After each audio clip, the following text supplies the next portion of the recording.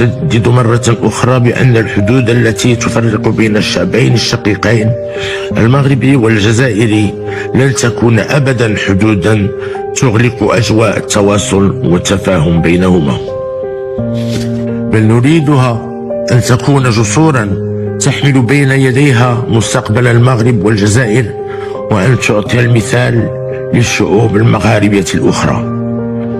أهيب بالمغاربة لمواصلة التحدي بقيم الأخوة والتضامن وحسن الجوار التي تربطنا بأشقائنا الجزائريين، الذين نؤكد لهم بأنهم سيجدون دائما المغرب والمغاربة إلى جانبهم في كل الظروف والأحوال.